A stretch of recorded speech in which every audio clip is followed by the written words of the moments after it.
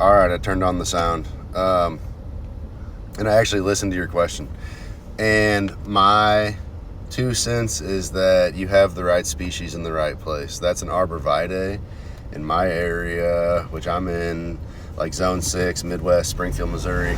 Arborvitae cannot handle the hot sun. If you put them out in the middle of a field, they're probably going to die. But if you protect them with a little bit of shade and put them on like a north side where it's a little cooler, they usually do pretty well. The problem is last year was like the craziest year I've ever seen for spider mites. Spider mites and scale just went nuts, and those two things just tear up bushes. The problem is that most evergreens and really a lot of plants are affected by spider mites, and so that's kind of why I just said, oh, you should probably treat for spider mites, because no matter what you put back there, spider mites are probably going to damage it. But you might look at something like a DeGroote's spot, obviously very long-winded.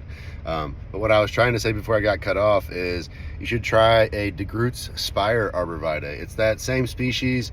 It's not spiraled, so anything spiraled is going to be stressed because it's trimmed that way, which means that it basically just has less foliage to produce energy for itself.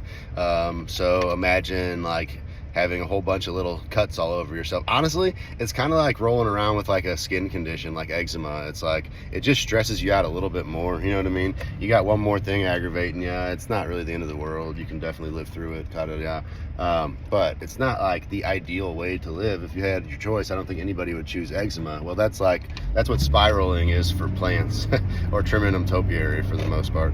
But DeGroote's Spire is a variety of Arborvitae that's a little bit shorter. It is in mass production, so you should be able to get it. And if you want something for the north side that's going to stay a little bit smaller for the front doors, it's either that or like a columnar boxwood. The Green Tower from Monrovia is a nice one. A lot of people will trim the D-Runk boxwoods into columnars nowadays. Heck, you could just do like a Green Mountain. I don't know. There's a lot of options for front doors. Fine line buckthorn's another really fun one. It's not technically an evergreen, but it does have some great color, kind of that columnar look that you're looking for at a front door to anchor it. So anyways, all right, I'm definitely rambling. There's a couple options for you. Hope that helps. Full disclaimer, landscaping is very area specific. So like if your area is super hot, then some of those species just may not live there at all. Or if it's super cold, that might make it difficult too.